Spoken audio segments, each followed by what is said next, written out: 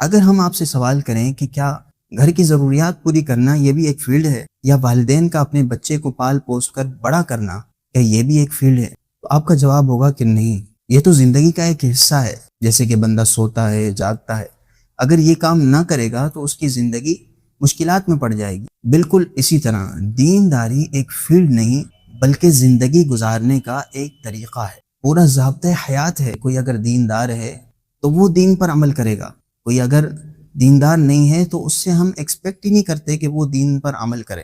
تو ہمارے اندر ایک غلط سوچ پیدا کی گئی ہے کہ دینداری ایک فیلڈ ہے، دنیا داری ایک الگ فیلڈ ہے، دونوں کا آپس میں ٹکراؤ ہے۔ جو دیندار ہے وہ دنیا دار نہیں ہوگا، اور جو دنیا دار ہے وہ دیندار نہیں ہوگا، جبکہ دین تو ہمیں دنیا میں رہنے کا طریقہ بتاتا ہے، کاروبار کا اصول بتاتا ہے، زندگی گزارنے کے اصول بتاتا ہے، اور ہم اسے ہی ایک الگ فیلڈ کے اندر قید کر کر اپنی راہوں سے جدا کر دیں تو یہ ایک دین اسلام کے ساتھ ناانصافی ہے۔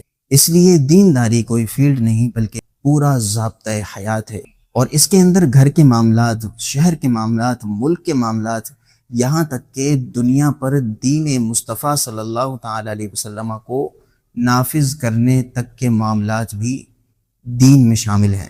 تو کیسے ہم اس کو ایک الگ فیلڈ قرار دے دیں؟ تو اس بات کو زیادہ سے زیادہ لوگوں کو شیئر کریں تاکہ دینداری کو ایک الگ سے فیلڈ نہ بنایا جائے بلکہ اس کو ضابطۂ حیات بنایا جائے۔